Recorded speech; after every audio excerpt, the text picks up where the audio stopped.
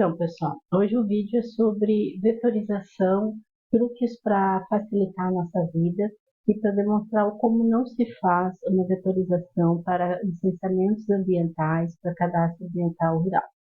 O mapa de uso do solo ou de uso da terra, ele quantifica a área daquele tipo de classificação que a gente dá do uso do solo, que pode ser a parte da agricultura, pastagem, benfeitorias, estradas, área de cultivos em andamento, solo exposto, então são as classes de uso do solo.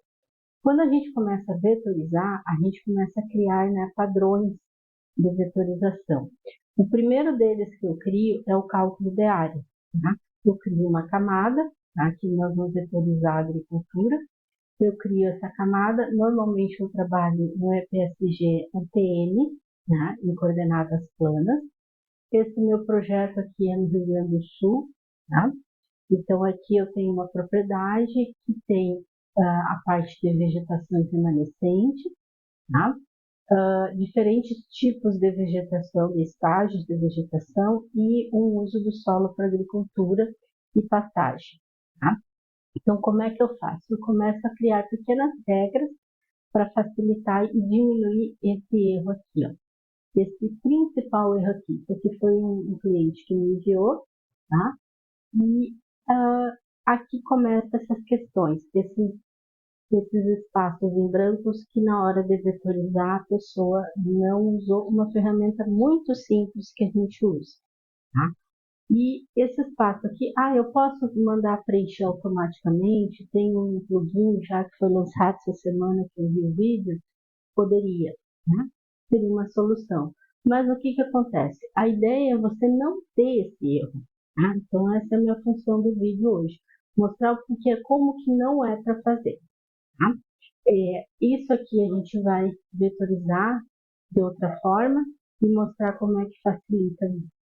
Primeira questão, que quando eu crio a camada, eu venho aqui nas propriedades dela e eu crio aqui nas minhas configurações, eu vou em formulário de atributos, tá? E eu já criei um campo chamado área iniciar. Então, eu vou dar um apelido que vai ser um nome que vai aparecer lá na minha tabela de atributos. Normalmente, a gente pode usar isso aqui para aparecer lá no meu layout de impressão. Então, eu crio aqui um nome que eu gostaria que aparecesse, tá? E aqui embaixo em padrões, eu vou criar uma expressão de cálculo de área. Isso aqui do formulário eu aprendi com o meu conhecido Jorge Santos. Foi ele que demonstrou. Tem um vídeo do instrutor Giz que faz isso. Muito simples. Eu uso até hoje. Faz 4 anos que eu faço isso. Então, eu crio uma expressão. A minha expressão aqui já está prontinha. Tá? Então, eu defino aqui, eu uso esse cálculo de área, tá? Para essas opções de cálculo de área. Divido então por 10.000 e coloco aqui a expressão round, tá? A round significa o número de casas decimais após a vírgula. Então, eu defino que eu quero 4 casas após. Se eu quiser botar 2, eu posso botar 2. Por enquanto, ele está dando nulo porque eu não vetorizei nada. Então, dou um OK aqui e mando aplicar valores ao atualizar. O que significa isso? Que toda vez que eu vetorizar, ele vai automaticamente calcular essa área. E aí eu só vou conferir na tabela de atributos quanto que deu a minha área. Então, na agricultura, eu quero vetorizar aqui, definir essa agricultura. Um dos truques que eu uso muito, é o menu de aderência. Esse menu aqui, às vezes ele não está aparecendo quando a gente abre o registro, clica com o botão direito e procura a ferramenta de aderência. Tá? Ele vai aparecer lá. Ele tem essa configuração do imã, tá? E a gente pode configurar algumas regras, tá? Que nos ajudam a diminuir aquele erro famoso de sobreposição que a gente olha no card. Tá? Então, a gente pode vir aqui em opções de aderência, Eu quero para todas as camadas que apareçam aqui, né? Para todas as camadas. Né? Eu quero habilitar por camada, tá? E vou vir aqui na agricultura e eu quero evitar sobreposição nessa camada, tá? Então, o que que eu quero? Que ela diminua aquele erro de sobreposição. Eu vou fazer para outras aqui, vou pegar alguns principais, tá? Então, dependendo da camada que eu estou trabalhando, eu já crio a regra aqui, tá? Então, eu quero evitar essa sobreposição. Posso fechar aqui, tá? Isso aqui me ajudou muito, tá? Na aderência. E a aderência, ela pode também ser configurada aqui no menu das propriedades do QGIS, tá? A gente vem aqui nas propriedades, vamos abrir aqui, em geral, deixa eu lembrar, geral, aqui medições, as minhas medições estão em não planamétrica, tá? Então, eu não quero que ele seja em relação ao elipsoide, tá? Isso aqui é importante mostrar para o cálculo de área, tá? E aqui deixa eu ver, configurações, opções aqui, ó, tá? No sistema, transformações, ferramentas de mapa, se não me engano, vetorização. Aqui, ó. A linha que eu posso modificar aqui e cor do marcador de aderência, tá? Então, o que que eu posso botar? Algumas dicas aqui se eu quiser aparecer, mas essa cor aqui nós vamos verificar ela onde, tá? Mexendo aqui no Last Tools, depois eu volto. Vou vetorizar aqui e ó, então, quando não tem aderência, esse quadradinho cor-de-rosa aqui, cor de lilás, não aparece, tá? Eu vou só desabilitar a aderência aqui para vocês verem, ó. Isso aqui, ó. E é o que quem está começando, tá? A vetorização, a trabalhar com mapas, faz esse erro, tá? Então, se vocês verem aqui, ó, eu vou ter um identificador, que eu posso criar um identificador 1, tá? E ele já me calculou a área aqui em hectares. Tá? Então, já apareceu a primeira coisa que eu queria automatizar no meu processo.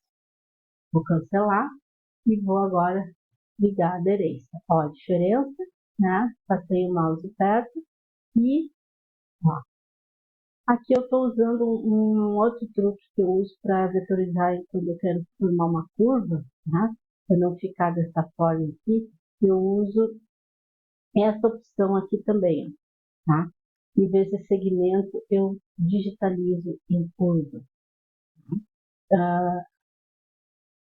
Normalmente, o que ele vai fazer? Ó? Ele vai criar, tá? Esse formato aqui. Então, é mais prática. Esse aí seria uma vetorização um pouquinho mais avançada, tá? E já calculou minha área. Tá? Então, vou vir na aderência, tá? E ó, toda vez que eu passar o mouse, ele vai aderir ao quê? Ao vértice. Então, no momento que eu tenho esse vértice, eu vou evitar, tá? Aquela questão, então, de vetorizar e criar os espaços. Outra coisa, ele tem a opção aqui de traçar. O que seria traçar? Ele vai fechar, ele vai reconhecer, ó, o meu polígono, tá? Sem eu precisar dar muito clique. Tá? Ó, vou fechar aqui, eu fiz um errinho de propósito, tá? Aqui, ó. Então, o traçar facilita muito nessas horas quando a gente quer fechar. Se eu usar o traçar, eu posso ir habilitando e desabilitando ele. Quando, por exemplo, se eu começar ele aqui, tá? Vou começar ele aqui, ele vai pegando, ele vai reconhecendo. Tá, mas agora eu quero vir para cá. Tá? Então, eu tenho que desabilitar ele para. Aí eu estou com o circular aqui, ó. eu vou circular, vou desabilitar para finalizar uma área que eu não quero que ele tenha aderência, tá?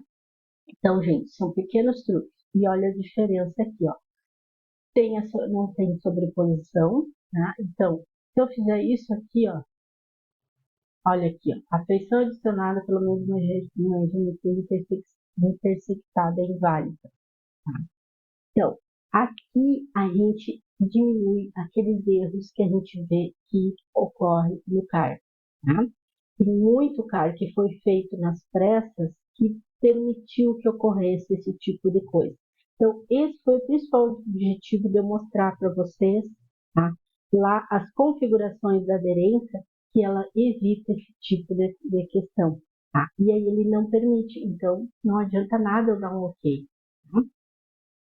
Então, esse é o meu principal truque que eu uso na vetorização. E aí, o que ocorre? Olha minha tabela de atributos aqui.